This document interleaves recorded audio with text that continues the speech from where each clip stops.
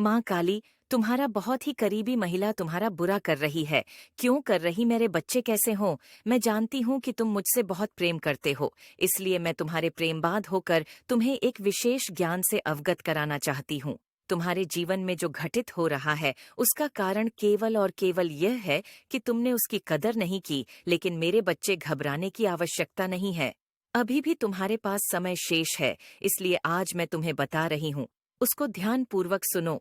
मेरे बच्चे, तुम्हें निश्चित ही यह करना होगा, क्योंकि जिस प्रकार दुर्घटना भले कितनी भी बड़ी हो, परंतु यदि समय रहते उसका उपचार नहीं किया गया तो वह दुर्घटना व्यक्ति के ज्ञान भी ले सकती है। इसलिए तुम समय रहते इन बातों पर ध्यान दो। और एक बात का ध्यान रखना कि पृथ्वी पर कुछ चीजें ऐसी हैं जिनकी कदर यदि तुम न करो तो निश्चित ही संसार भी तुम्हारी कदर करना छोड़ देता है। जो मेरे साक्षात स्वरूप है, उनकी कदर करना तुम्हारे लिए अत्यंत आवश्यक है।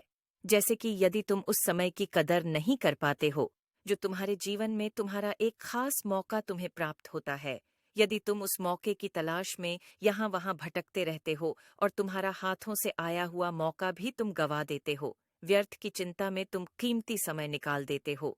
इसके साथ ही तुम्हें एक बात का विशेष ध्यान रखना चाहिए कि तुमने मुझे कभी प्रत्यक्ष देखा नहीं। इस संसार में मैंने तुम्हें भले ही भेजा है, लेकिन किसी के माध्यम से भेजा है, जिसके माध्यम से मैंने तुम्हें इस पृथ्वी पर भेजा है।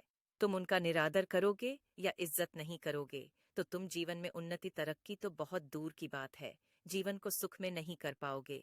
खुशियां तुमसे दूर भागेंगे, दुख तुम्हारे पीछे साए की तरह पड़ जाएंगे। क्योंकि इस बात को बहुत अच्छे से समझ लो, इस संसार में तुम्हारे लिए अगर किसी का प्रथम स्थान है, तो वह तुम्हारे माता पिता का है, और दूसरा स्थान तो तुम्हारे गुरु का है। इनको कभी भी निरादर करते हो तो जीवन में तुम पाप करते हो। मेरे बच्चे, तुम इस ब्रह्म से बाहर